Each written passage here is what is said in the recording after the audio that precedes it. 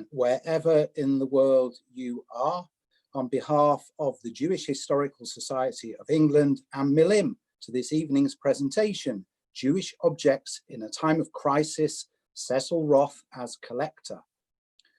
You will have the ability to ask questions at the end of the talk, but you can post your questions at any time by using the Q&A facility on your screen.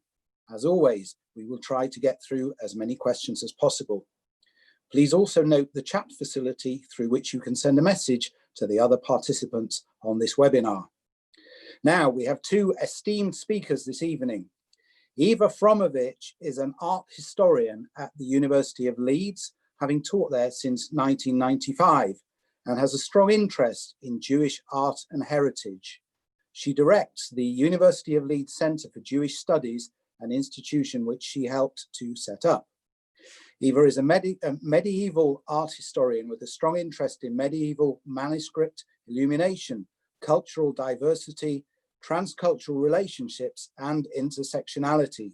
She is also interested in museology and heritage studies with particular regard to Jewish museums. Her research circles around the intersection between Jewish studies, art history, medieval studies, museums and heritage, and post-colonial gender theories. Jay Prosser is also at the University of Leeds, where he is a reader in humanities. His areas of speciality include cultural memory and Jewish studies. His current academic work is centered on Cecil Roth, the most popular Jewish historian of the 20th century. The University of Leeds holds the depository for Roth's books and manuscripts. Working with colleagues across the university, he has been given some awards which have allowed him to begin investigating both Roth and his collection, beginning with Roth's visit to post-Holocaust Salonika. He hopes to produce a biography of Roth, encompassing, of course, his beloved terrier, Binks. So over to you both. We are all very excited to hear what you have to say. Right, thank you very much, everybody, for showing up. Just bear with me a minute whilst I share my screen.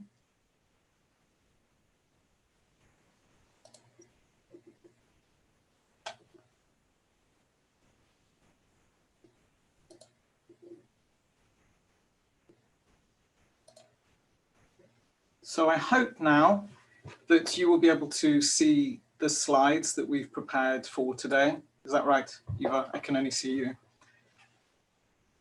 So I want to start by thanking the people who've enabled this evening, starting with Milim, Leeds, but also the Jewish Historical Society of England, and particularly Malcolm Sander, who originally invited us to do this talk in Leeds this evening. Of course, we're doing it under very different circumstances, but very glad to be doing it nevertheless.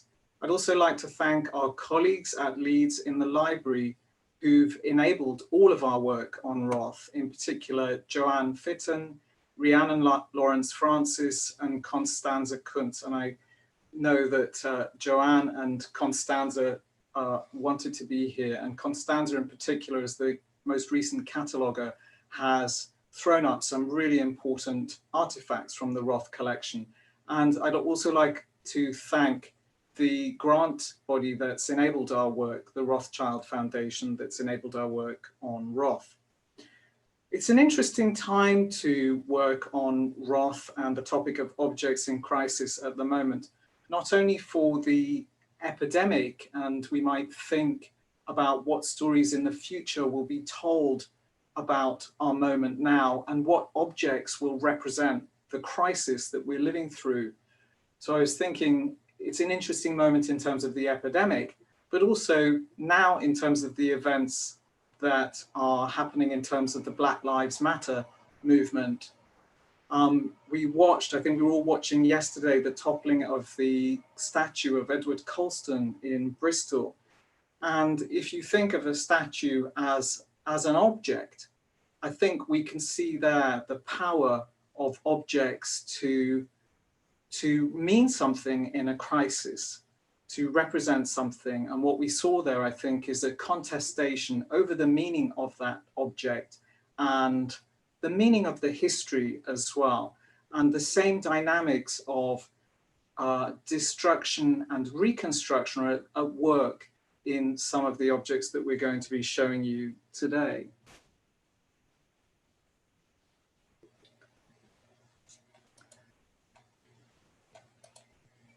So let's start with some context about Cecil Roth, some background information.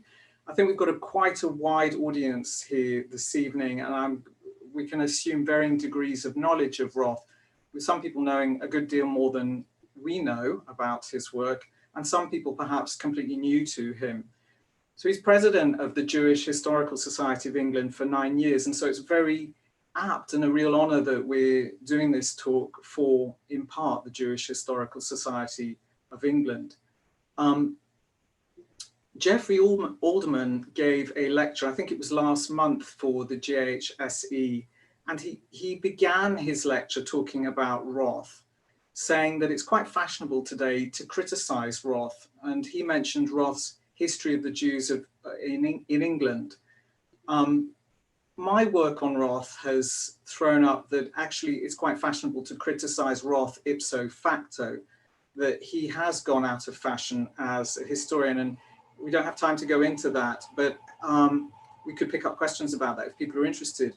But he was the most popular historian of Jewish history in the 20th century, and I think he is the most underrated in Britain. He wrote many, many books and articles, scholarly and for the general reader. The entry for him in the Dictionary of National Biography cites nearly 800 items. He was going to concentrate on his work on Sephardim and the Italian and his Renaissance interest, but his interest run the gamut of everything, really. Geographies and histories, so he wrote History of the Jews in England, Jewish Contribution to Civilization, one of his most popular texts, a fantastic book on the Spanish Inquisition, the history of the Marranos, and so on. And he also wrote creatively, and not many people know that. He wrote a radio play, he wrote short stories, so he was very talented. But surely the pivotal marker of his place in Jewish studies was that he was the editor-in-chief of the first Encyclopedia Judaica, published posthumously in 1971. And I would ask a question of whether we would have Jewish studies in the current form that we have it without Roth's contributions. Simon Schama, he begins his The Story of the Jews, seeing himself as continuing in Roth's footsteps. He says that he's completing the work that Roth left unfinished. And I think there are many comparisons between Schama and Roth. Schama, the great popularizer of the Jewish contribution to civilization per se today.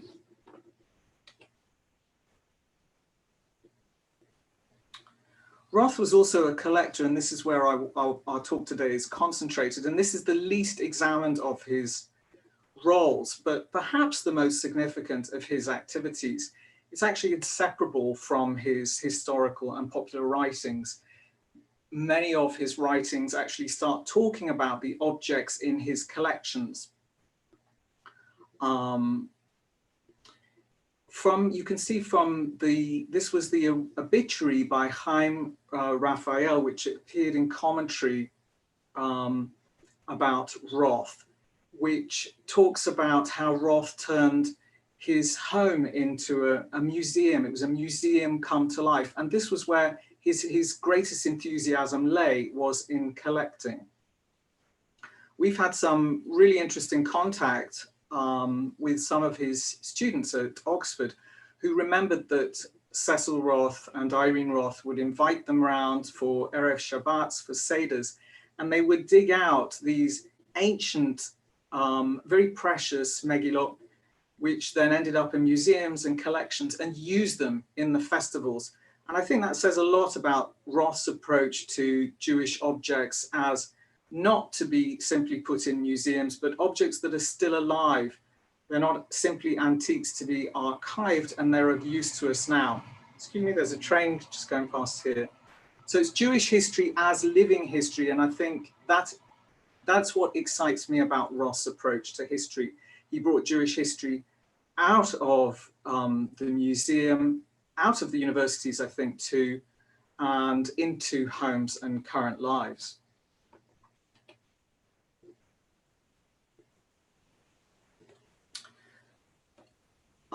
Like all of us, Roth could overrate himself. Certainly like me, he could both overrate himself and underrate himself.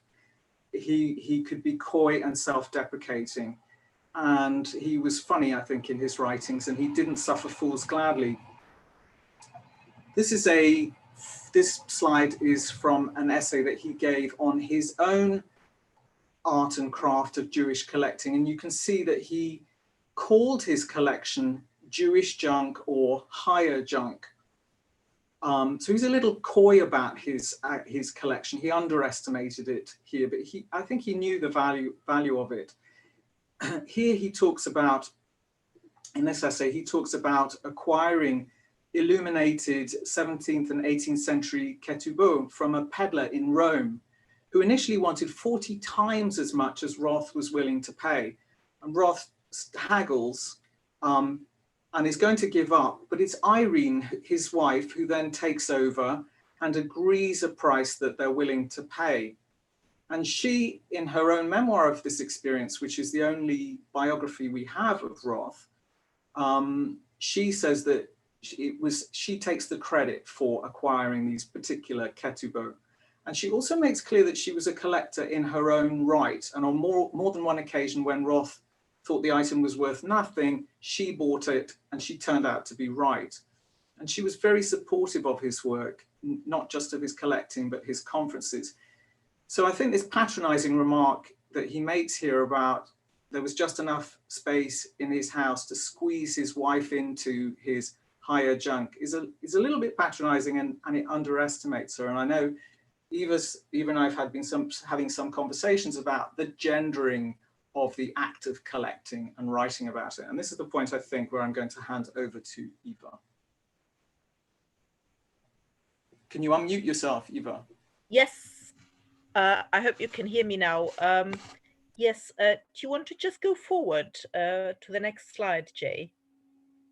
If that's possible. So yeah, so I've noticed that people often make fun of people who remember Irene Roth, and they are now relatively rare. They often make fun of her, often on the grounds of her cooking. And I thought how tiring it is for I think a very interesting and intellectually very capable person to have been judged on the basis of her cooking when she had a very sharp eye for artifacts and was, I think, the co-creator of Cecil Roth's collection. So I'd just like to talk a little bit about the beginnings of Cecil Roth's collecting into context. And we're talking about collecting and crisis. So that's going to be the overarching theme that I'd like to address here. So the slide that you can see here relates to Cecil Roth's involvement as co-founder of the Jewish Museum in London, which opened in 1932. The main image shows the cases, the glass cases containing the artifact, the artifacts squeezed in this case, into the library. And you can see it's a bit of, it's very much a 1920s, 30s arrangement, which actually was equally reflected in the origins of the Jewish Museum New York, which the New York Jewish Museum at this time was the artifacts collection attached to the JTS, Jewish Theological Seminary Library. So it's a very similar kind of genealogy, a very similar genesis. And that is to have a home in a library that serves a rabbinic training institution. So similar setup here. The JC did report about 2 weeks ago that the Jewish Museum gets a 1 million bailout as questions are raised over the future of the building. But I'm pleased to report that I've been in touch with the current acting director, and that they are actually doing fine. It's just we just have to overcome coronavirus, and there's a whole question around the resilience of museums, but that's for another day. Next slide, please.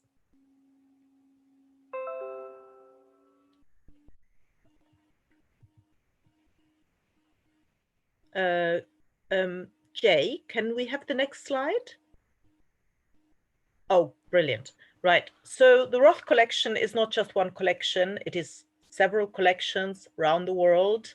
The collection of artifacts that he assembled, that they assembled, has ended up in Toronto in a museum attached to a synagogue, Bet Tzedek. Anybody going to Toronto, do not miss it. Go and see it. It is spectacular, but like all museums, it lives by the people who go to visit it. So that is also a potentially fragile situation, because synagogue museums, that's always a difficult thing. And I'm pleased to say that the curator was here in last June, just about a year ago, to give a fascinating presentation about Roth's Judaica in Toronto. Other collections are the archive at Southampton University and various other ones that are listed in the slide. And what Leeds has are the printed books, including early and rare ones, the manuscripts, pamphlets, ephemera, letters, documents, and other things, as you'll see in the rest of this presentation. Jay, may I have the next slide, please? So just a little bit of information about the Roth collection that is in Leeds, and I would like to say a special thank you to Constanze Kunst, the specialist Hebraica cataloger, without whom none of this would have been possible, and also to our former library fellow, Dr. Andrea Colella. With their help, we have some of the, more clarity about the facts, and especially, the handwritten material, that's here on the left, about 360 manuscripts dating from the Middle Ages to the early 20th century. They are mostly in Hebrew, but some of them are also in other languages, and you will see an example of that later on. Some of them, we say approximately 360 because some of them contain more than one thing that has been bound together. There are then about 850 texts that I would classify, that the library would classify as rare printed texts, because they were printed before 1850, some of them going back to the time around 1500. So, some very early, some very rare prints, including also some unique prints that are not attested anywhere else. Around 4,200 pamphlets in all sorts of languages. When we say pamphlets, that can mean all sorts of things. It can mean a small occasional publication of the laws of a particular Italian Jewish community in the 18th century, or it can be an off-print. So it's a multitude of different things. Personal papers, letters, not just his own, but he also collected letters. There's a very interesting box of absolutely fascinating letters from all sorts of different people, including European scholars in the 30s, in the early 40s, either begging him to save him or thanking him for saving them, for getting them out of the clutches of the Nazis. Very, some very affecting documents are there. And then finally, the Salonika papers, the Salonika papers, about which Jay is going to talk later on, and the research library, which is brilliant, 4,000 items probably more, printed after 1850. Some of them would be very, very hard to get hold of, very rare things that I have, and I think Jay also have benefited enormously from having. Next slide, please.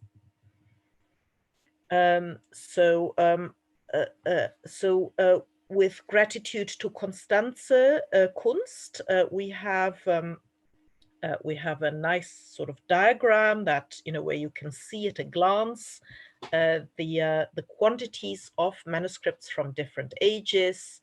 You can see that really the bulk of them, I would say, the bulk of them belong to what I would call the early modern period. You can see the numbers, you can see it in a picture, and you can also see the number count. Next slide, please.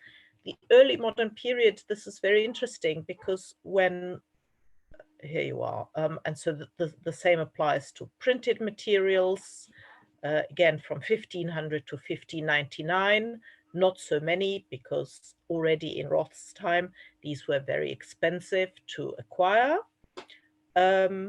Next slide, please. Okay, so I'd just like to put this in context a little bit. So the interesting thing is that in 1922, when Cecil Roth acquires his first-class degree in modern history in Oxford, that happens to be the year in which Mussolini becomes Prime Minister in Italy. So yeah, so bad timing, as one could say.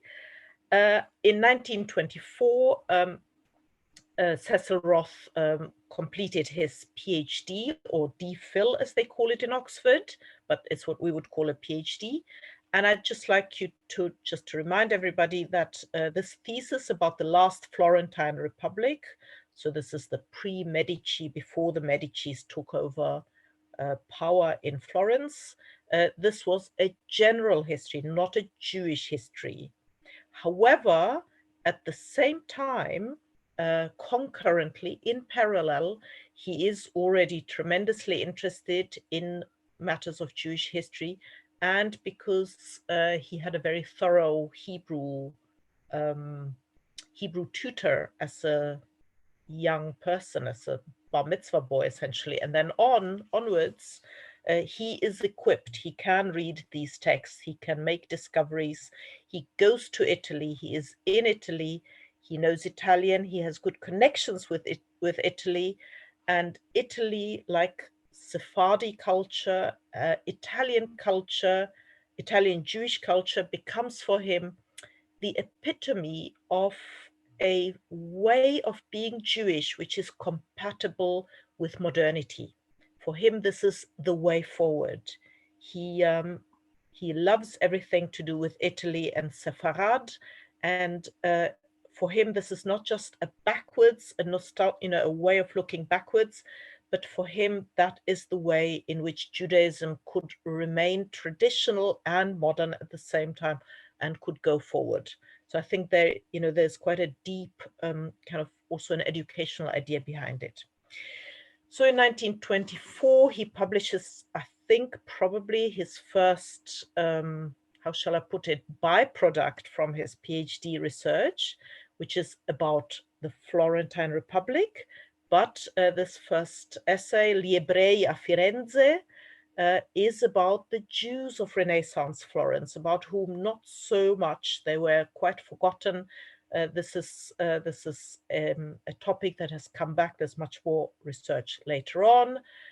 Then he becomes interested in this language, Judeo-Italian, which, for those of you who are not familiar with it, is Italian written in Hebrew characters, a little bit like Yiddish. It's the same principle. And so that is published in 1925. And then he gets interested in what we would call cultural production. And he writes about the musical academy that existed in the Venetian ghetto.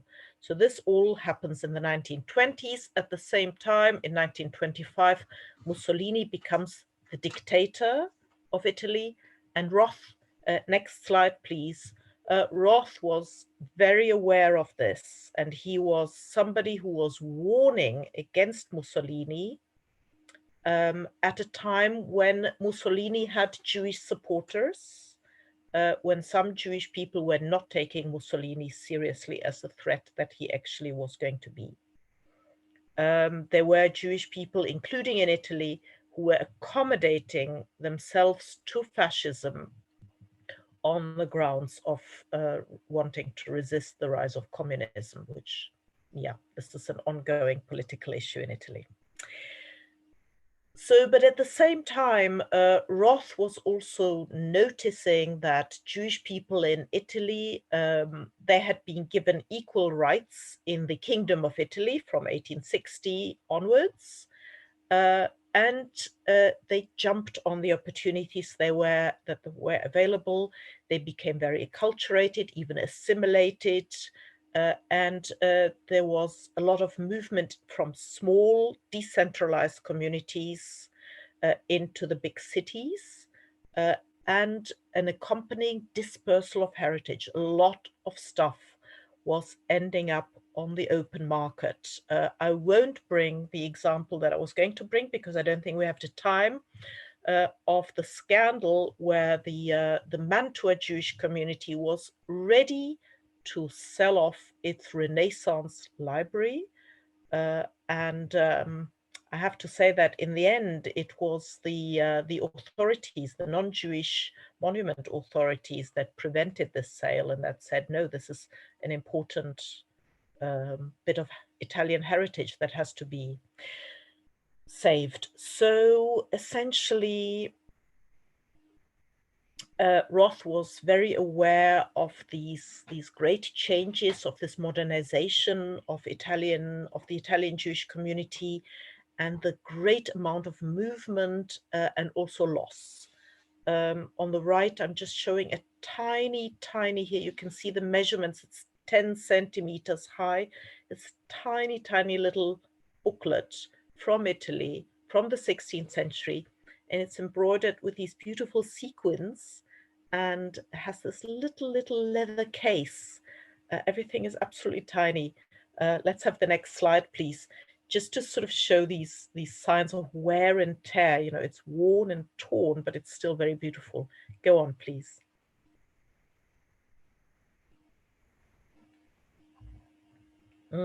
Okay. Can I have the next slide?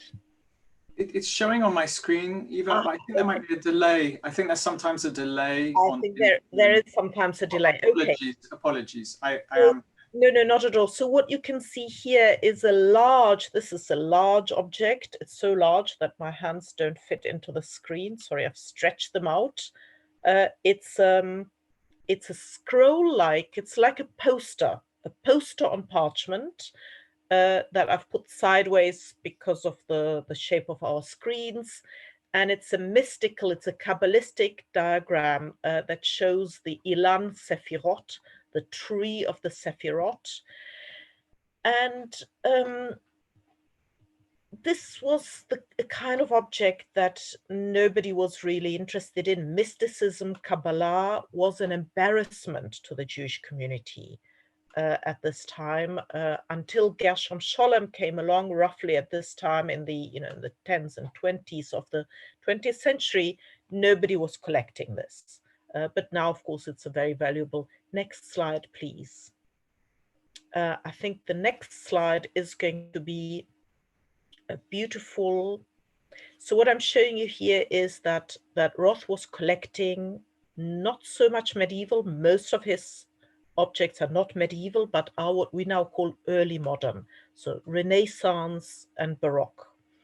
And this has something to do with the fact that in his time, medieval Judaica already commanded a very high price and were unavailable. He could, for the most part, not afford them, with very few exceptions. Whereas the early modern, the Renaissance and post-Renaissance literature and manuscripts and objects were a little bit neglected. And of course, now they are of tremendous interest, but in his time, they were still just about affordable for a cunning collector like him, or like them, like him and Irene. So what I'm showing you here is a beautiful little, quite a fat little book of liturgy and poems and hymns, piyutim, for a circumcision that were clearly sung by a choir at that time. The collection is called Brit Shalom, or Covenant of Peace. Those of you who can read it, you can read it. And you can see at the bottom of the front page that it says Pei Yud Samech Aleph Resh Vav, which spells out Pesaro.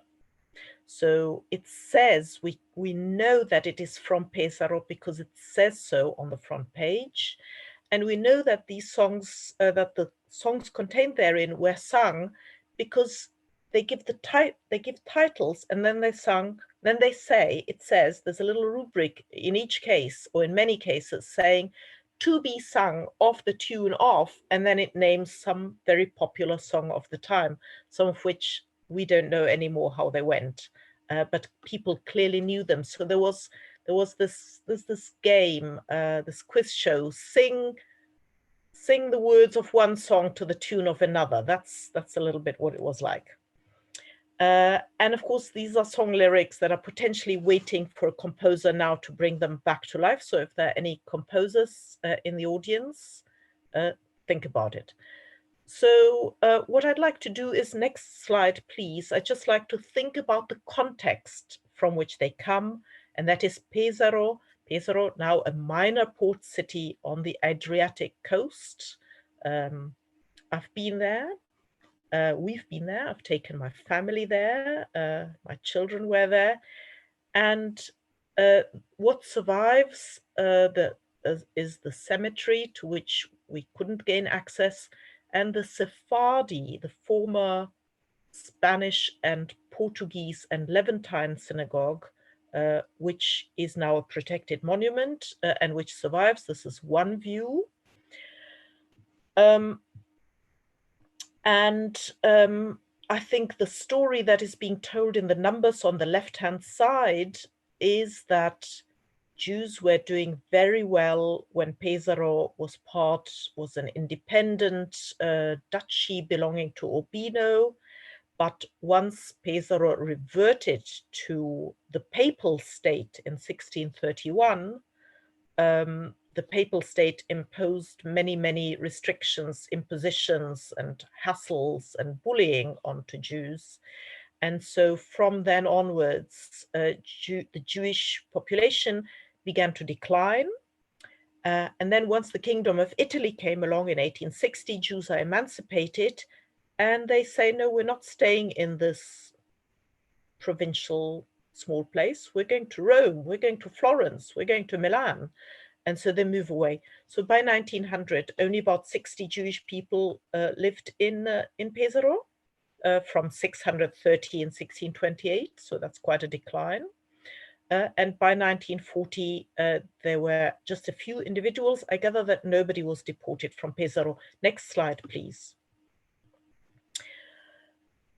So Pesaro became effectively a dead community, a synagogue without a community. I'm showing you here a part of the synagogue furnishings that are now in Talpiot in Jerusalem. Next slide, please.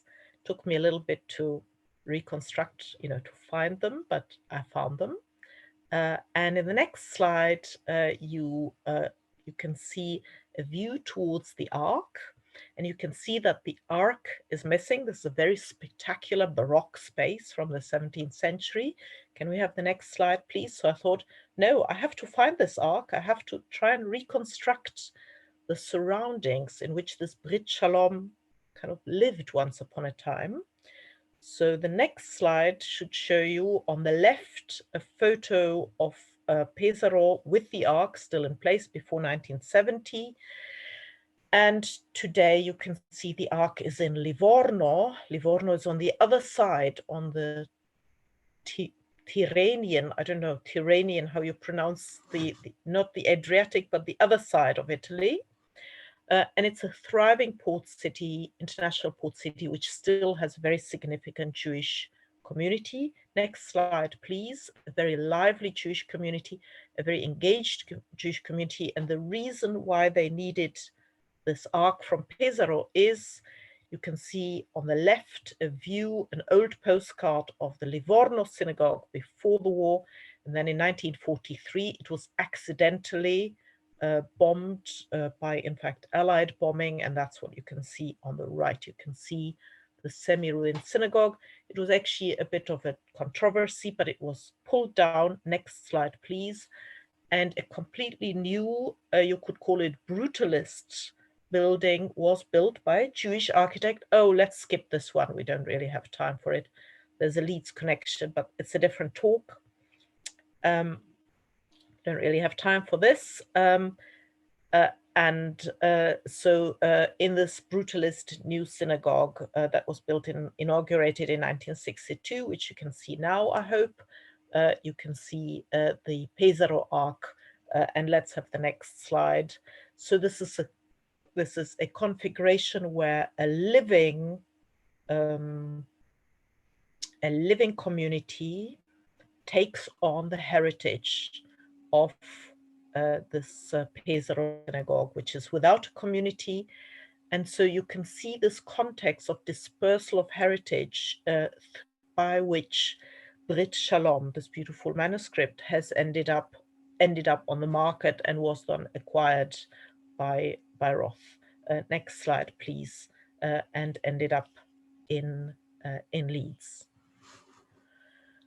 So I think my next example is, it's probably too much. I wanted to talk about the plague, but I'm going to try and speed up and talk as efficiently and as quickly as I can. So my next example concerns Padua. Padua is still today a fairly, stable Jewish community with a synagogue that's operating every Shabbat. Also a museum, also some dispersal of heritage, quite a lot of dispersal. The former ghetto of Padua is, of course, no longer a ghetto. It was a bit run down. It has become gentrified. And I'm showing here the Judeo-Italian prayers to be recited in a cemetery, prayers in time of pestilence, and at the end, a memo about the plague of 1631. I'd like the next slide, please. And of course, at the moment, the library is closed, so, I can only use the pictures that I took before the lockdown because a new plague has hit us now. So these are my own photos, mostly that I took when I was in Padua, when we were in Padua together. Oh yeah, my son is in the middle one. I've just noticed that now. So you can see that the synagogue has been restored beautifully and is in good shape. Next slide, please. But what I wanted to add here is the context of the plague. This is the bubonic plague that struck Italy in the years 1629 to 31, and which wiped out vast numbers of people. In Padua, an enormous majority of Jews became ill, and nearly two-thirds of Paduan Jews died in this epidemic. And that's why I'm showing you in this slide, I'm showing you a snapshot of the cemetery in which these prayers would have taken place. The cemetery is still there. This is the very cemetery for which these prayers that we have in Leeds were composed. The interesting thing is, those of you who can see the slides, you can see tombstones, but the victims, there are no tombstones for the victims of the plague. There's simply a gap. These people were clearly buried very hurriedly in mass graves, and they don't have any monuments. So it's an absence that I can't depict, obviously. Can we have the next slide, please? So in the next slide, you should be able to now see, actually, let's skip the next slide and go on to the one after that straight away. You should be able to see a page, an excerpt. Yes, sorry, there is a little bit of a delay. I can't see it yet, but I hope you'll see it. You should be able to see a page from this little booklet of prayers. It's quite a thin one. So this is the front page, and the next slide, please. And you can see the decoration is not exactly professional, but it's exuberant. It's flowers in a time of plague. It's very interesting. So have a look. If we had more time, I would leave you 5 minutes to try and puzzle out and try to read this. But because we don't, I'd like the next slide, please. And I'll tell you that the language, so it looks like it's Hebrew, but the language is actually Judeo-Italian. So in the next slide, I have attempted a line-by-line transcription and also a line-by-line translation. Some of it is not brilliantly legible because of the stains. Oh no, sorry, now you've gone too far. Could you just go back one slide for a second? Some of it is not brilliantly, but what those of you who can read either the Italian or the Hebrew can appreciate that it is Judeo-Italian, but with the insertion of Hebrew words. So pasuk, tzarot, tempo di tzara vezuka. Sia benedetto Iddio che risponde beet tzara, amen. So you can see this encounter between Italian and Hebrew, which for me, because I've lived in Italy, it's become sort of second nature, but perhaps for people who are not used to it, it's a little bit counterintuitive. So yeah, so I think this text is probably waiting for somebody to take this up, transcribe the whole thing and publish this text and do an analysis of this text. Let's go forward, I think now, and I think, yeah, the time is passing. So I think let's skip ahead, and I would like to hand over to Jay to skip the next few slides and to talk about Saloniki, if that's all right. Yeah, well, I'm not going to do this. Amulets, of course, very interesting, but let's just skip this. Okay. Thank you, Eva. So I'm hoping on your screen, there is a slight delay. I apologize for that from the time that I press advance to the slides appearing on your screen. Eva, I think that there is a space here for us to just quickly dialogue, because the Jewish Museum, Roth, of course, that was again another of his contributions, was to set that up, as we've said, in 1933. And you know, part of its goal was not simply to display objects, but to rescue them. And it's an interesting moment, I think, for this to happen. And Eva's put together this slide. Do you want to speak to this? But just actually, to this one. But if you go forward a little bit, then I'd just like to remind us that in 1943. So in the middle of the war, Roth convened a conference, the Restoration of Jewish Libraries, Archive and Museums, and he was already planning forward to the end of the war. Perhaps he was, and many people were hoping that it wouldn't last another 2 years. This was in April 1943, and he was making plans for what was going to happen with the Jewish monuments, the Jewish heritage, because what he was talking about was a kind of cultural genocide. So he was aware of the physical genocide, but he was also talking about a cultural genocide. And so it was paramount, it was a priority to him and his fellow scholars, fellow activists. So here is Roth as a heritage activist who is saying, okay, when the war is over, we have to be ready to run and rescue what we can, either by means of restitution, or where restitution is impossible because we're talking about heirless Jewish cultural property, about which my former PhD student, Dr. Shir Kochavi, has written a whole thesis. This was a major headache. What was going to happen with Jewish cultural property? What kind of custody was going to be possible? He was thinking of the Hebrew University. Of course, other people were thinking of the Israel Museum. Other people were thinking of America. So there were many different possibilities. And this is it's a whole nother talk. Next slide. I think that's on to me. Just to say something about Roth's keynote speech for this conference, The Restoration of Jewish Libraries, Archives and Museums. It was a keynote speech that he gave fantastically aptly for the Jewish Historical Society of England. So the Jewish Historical Society of England were right in the, were in advance, well in advance of this act of recognizing the importance of rescuing objects, rescuing collections as much as people.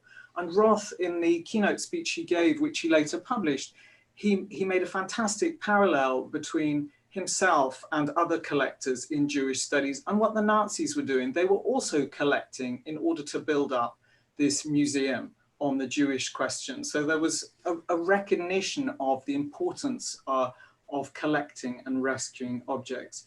So to move on to Roth's visit to Salonika, I've actually been working on this for a few years now, and it gets more and more compelling to me as I spend time on it. I think he was, again, ahead of the game. He was the first historian in English to visit post-Holocaust Salonika in 1946. And he wrote some very powerful material, first for the Jewish Chronicle and then for another of other publications, and a lot of unpublished work. And he collected some very compelling objects which are in the Roth collection at Leeds. What was he doing in Salonika? So he was invited by the British War Office to lecture to the British troops who were still stationed in the Middle East. And he, all his life, he had wanted to go to Salonika because of this attraction to the Sephardim, not only professionally, but also personally. So Roth was Ashkenazi by heritage, but he took on the Sephardi liturgy. He took on the Sephardi, he went to Sephardi shuls and so on. So it was a personal draw as well. And he describes Salonika as the greatest center of Sephardic Jewry, that it was an island of 15th century Spain in 20th century Greece. So it seemed to encapsulate all of the Sephardim, all of their life that they'd lived up until the expulsion from Spain in 1492 and their welcome into the Ottoman Empire, of which Salonika had been a part until the 1920s. And it had remained such, that this embodiment or emblem of the Sephardim until the Holocaust. And the experience of Salonikans in the Holocaust was one of the most extreme, throws up some of the most extreme statistics of the Holocaust, with 50,000 Salonikans deported within a few months, 2/3 of Greece's Jewish population wiped out. And this was, the deportations were happening around the time that Roth was calling that conference in London on the restitution of Jewish objects. So some very interesting timelines coming together. And more than 90% of the Salonican Jews didn't survive. And what Roth found in Salonika in his visit in 1946 was not only a devastation of the community and the people, but also of monuments, of heritage, of Jewish culture. And what I'm showing you here is a tombstone from the cemetery, from the Beth Ahem, which is being, the Jewish cemetery, which is here being propped up to rebuild the church of Saint Demetrius, the patron saint of Salonika. So the cemetery having been destroyed, the tombstones are then used in the reconstruction of Salonika. One of the objects in the Roth collection connected with Roth's Salonika visit is an album of what happened to the cemetery. Roth's stay in Salonika included a visit to the cemetery, and he was accompanied by a rabbi, the Salonican rabbi Michael Molho, who, if you've done work on Salonika, you will know his work, and who had been taking photographs. And these are his photographs, and he'd been taking them from before the war and documenting the cemetery, and then what happened afterwards as well, the destruction of the cemetery. And he'd been documenting the cemetery because the cemetery was a record of that Sephardi heritage in Salonika, with tombstones going back to the 16th century and many luminaries. And after the war, Roth was, and after his visit, Roth was sent this album of photographs of the cemetery, and he placed that in this collection. And this contains many of the scenes that Roth witnessed at the time of his visit. It was put together by the survivors of the Salonican Jewish community who went back to Salonika after the war. And it was sent to a number of organizations abroad with a memo in the Roth collection at Leeds, which says it's been put together in order to arouse the sympathy of Jewish people so that they can contribute towards the building of the new cemetery. This correspondent that we have this document from in Leeds puts Roth right at the top of the list of recipients, which shows his importance as a mediator of Jewish communities and of histories and of collections and objects, and also as someone who has interface with the world of journalism. Of course, Roth wrote a lot for many mainstream newspapers as well. And it's a very powerful, moving album of photographs, particularly because it tells a narrative of decline of this beautiful cemetery with its amazing history gradually being destroyed. There's still ongoing arguments about who's responsible for this destruction of the Beth Chaim. And the work on the Holocaust in Greece is still trying to get to grips with this. And indeed, people who've worked on the Holocaust among the Sephardim point out that there's a bit of a delay actually with this work, that work on Western Europe and the Ashkenazim is much more advanced than on former countries in the Ottoman Empire for many reasons. In fact, some of the reasons have to do with ongoing anti-Semitism. So the cemetery in Salonika, the new tombstones in Salonika, the new cemetery was actually desecrated as late as 2014. So there's still contestation around heritage and cemeteries in particular. In fact, the desecration of the Beth Chaim began well before the German occupation. It began under the Greeks, and it began when the Greek government, local government, and the Orthodox Church acquired part of the cemetery, took it over in order to construct what is now Aristotle University. And you can see in this slide that the tombstones have been bunched together in order to make space for this new university. But the worst, and I'm looking at Eva to see if she can see this, that if you can all see this, that I'm hoping you can see now the tombstones arranged in what the caption calls a swimming pool. So this is one of the most obscene uses of heritage, surely. So under the Nazis, of course, the destruction of the cemetery accelerates. So the Greeks, it started under the Greeks, but then of course it accelerates under the Germans. The album, I don't have time to go into it, but it has a very interesting role to play in relationship to its reader. It's trying to steer its audience away from blaming the Greeks and placing culpability wholly with the Germans for complex reasons that actually have to do with the British involvement in the civil war in Greece that was happening around the time of Roth's visit.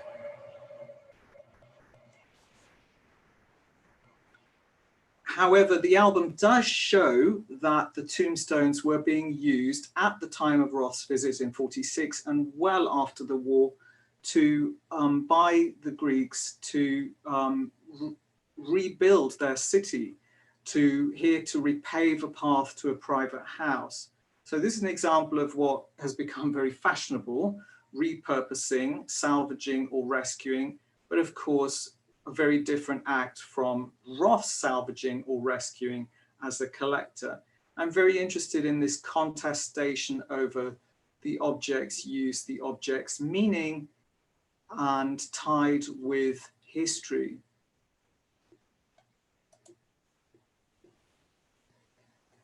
So the tombstones were used not just for private houses, but for repaving the city streets. And apparently if you go to Thessaloniki, you can still see this, although I haven't had a chance to go myself. The tombstones were used for rebuilding churches, and Roth found that particularly shocking.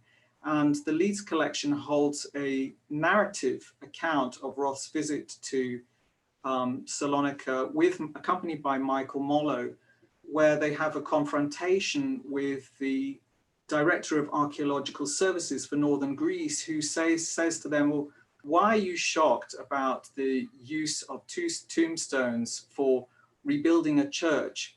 These were holy objects for the Jews, but hey, they're still being used for religious purposes. They still have a holy purpose. And so, of course, that's very hard to respond to, but the document accounts that kind of brutality, I think, that's ongoing in the understanding of heritage, the misunderstanding of heritage. The tombstones were even used for latrines, although there are no photographs of that in the album in Leeds. Along with the cemetery album, the second object that I wanted to show you from Roth's visit to Salonika is just one that I've been working on for a long time now, and I feel like it lives inside me because I think it's very, very effective. And really, what I'd really like to do is to write a novel about this, actually. It's not really an academic research paper, it's something more than that. So what I'm showing you here is a child's shoe sole that has been cut from a Sefer Torah. The sole consists of two pieces of Sefer Torah.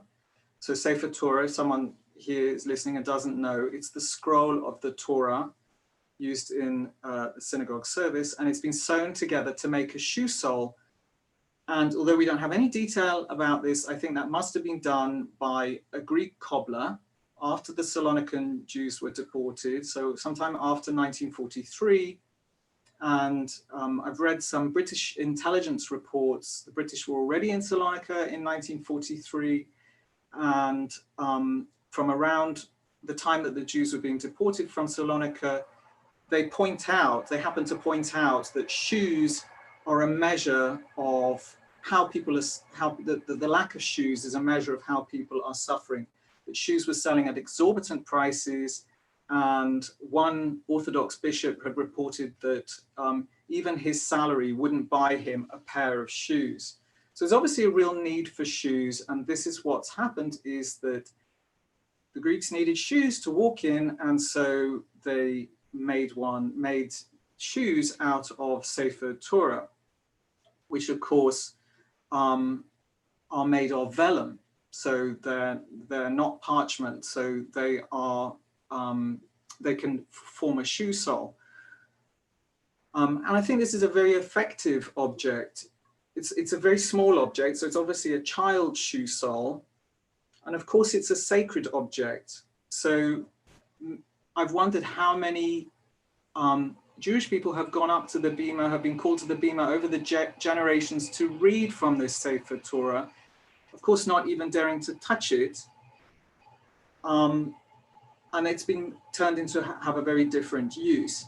And I also think it's very thought-provoking that it's not even been made into a shoe. So that makes me wonder, well, how many Sefer Torah were cut up, perhaps from the same Sefer Torah, perhaps from others, that were turned into shoes that the Greeks walked around on after the Jews had been deported from Salonika. Their neighbors were walking around on the sacred objects of the people who'd been deported. I think it's a concatenation, it's a collision of peoples, of feelings, of hardships as well, and obviously a hugely powerful symbol.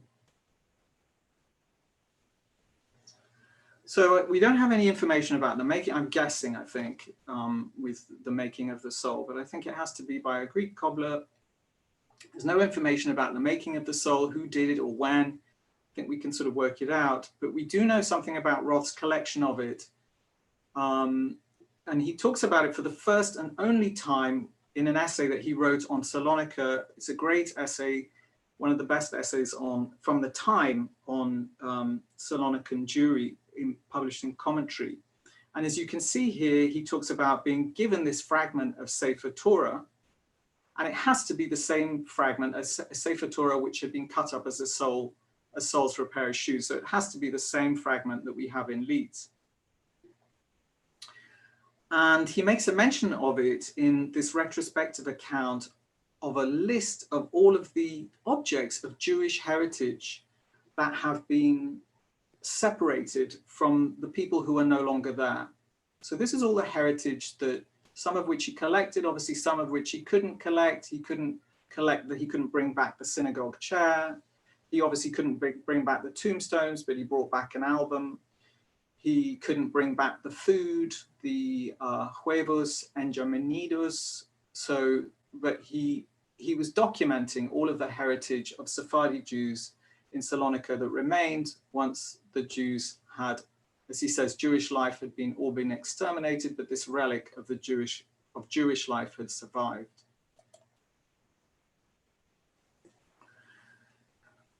So it's great in a way to be doing this talk online, because I'm hoping that,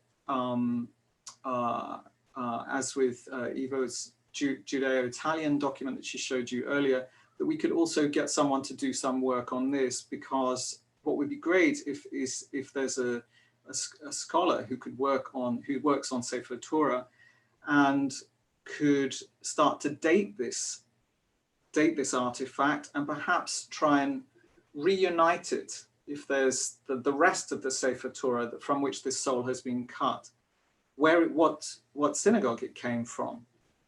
It would be wonderful. I think that's the next stage of research on this object.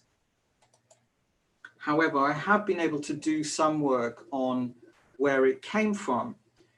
And with my very elementary Hebrew, it comes from the parasha Vayakel. So it's from Exodus. It begins around verse 25 to just before the beginning of chapter 37. And this excerpt extraordinarily comes from the building of the Mishkan, or the tabernacle. So if you know this, it's about the construction of a dwelling for the sacred in exile. And it gives this object added poignancy because then itself becomes desecrated and taken apart at another time, when now the Salonican Jews had been deported from another homeland. So you get a kind of double destruction here, double level of exile and destruction, both in the Torah and for what's going on, what's happened with Salonican Jews, which is emblematized by the object of the Sefer Torah soul. So Eva, it's back to you now. Okay. You know, I've just looked at the time, and I'm going to make an executive decision and say that, no, we're going to leave this to another talk. And I think we should just, we can't do this. We've got, I think, 2 minutes left. So before we out something, our welcome. So let's skip this, please, and let's just go straight to the end, if that's all right with you. Because this is a whole nother fascinating story, but I think I just can't do that now. So I think we should just conclude. I mean, what I would like to say is that much of this is an invitation to research. It's just something to kind of give a sense that these material objects have biographies and lives and contexts that are worth reconstructing, and that there's so much research here that needs to be done, and that we are a research, but also creativity, novels, stories, right? There are poems, compositions, novel stories to be written here. So this isn't only scholarship, this is also all sorts of forms of creativity can happen here. And we are immensely grateful to the Rothschild Foundation and to Constanze Kunst and to the library that, for enabling us to even start thinking about this. So I think we should just draw it to a close. If you would like to finish us off, Jay, with the last I think you've got the last word. I think that's absolutely right. I think we should end and allow time for questions. And yeah, apologies for going over. We have, there's too much. It shows how much fantastic material that is in the Roth collection. So thank you, Eva. Thank you, Jay, for that fascinating and really engaging presentation. And you must come back again and tell us the rest. It really is quite gripping to hear the sort of narrative behind these objects. Given the hour, and given you've been good enough to answer all of the questions that have been posted online through the chat, so hopefully people have seen those answers, I think perhaps we should wind up. The questions you've dealt with perfectly. What we have found through other messages on the chat is that great nephews and nieces, and indeed great nephews and nieces of Roth from around the world are on the webinar and are tuning in and listening, which is fascinating, and I think serves to sort of close the loop a little bit. So that's a very nice thing. We are continuing at Milim with more events. In less than 24 hours, we have our next presentation where I will be speaking to Tatton Spiller, who is the founder of Simple Politics, about his excellent debut book, We Are Living Through the Breakdown, and Here's What You Can Do About It.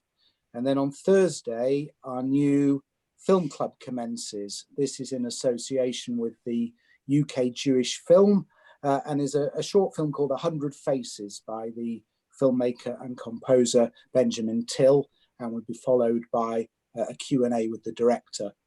Next Monday, we have a spectacular event for any Leeds United fans.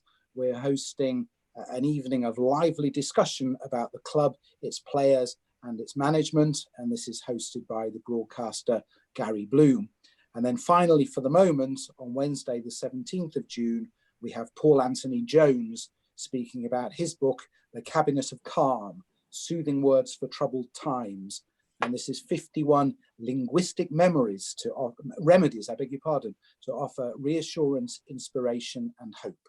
So please visit milim.org.uk for further details and to book tickets.